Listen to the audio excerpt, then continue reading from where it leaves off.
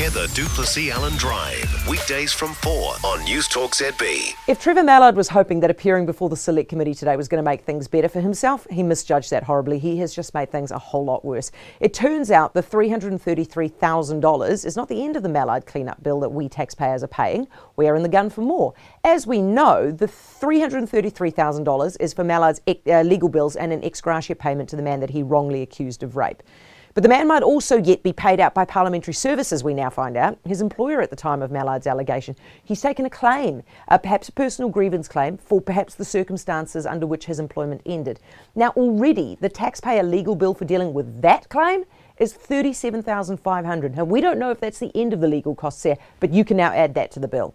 Then there could also be a payout as well, and the chances of that are high given that it is now in the public domain that Mallard has publicly admitted to defaming the man. The man's original claim was for $450,000, so this bill could be quite high. Again, add that to the original bill. But what makes this worse, if that's even possible, is that Mallard did not admit that there was more money due when he was asked about it. In my opinion, he misled the public with his original answer. He was asked in that select committee by Chris Bishop if there was, quote, any further money to be paid. And he answered, quote, there is no further money to be paid.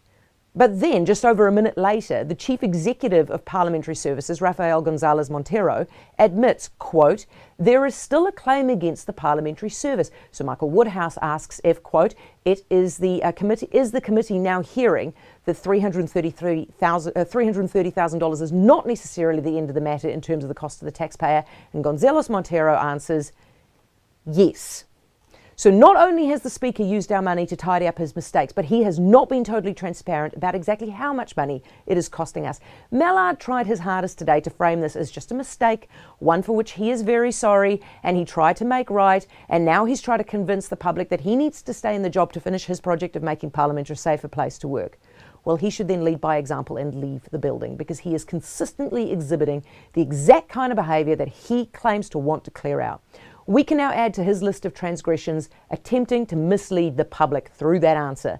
He will continue to be a problem for Labor because now that the opposition and taxpayers know that there is more of our money to be spent, we will be asking about it next year.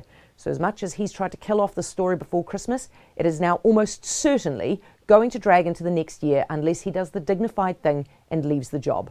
Heather du Plessis-Allan Drive, weekdays from 4 on Newstalk ZB.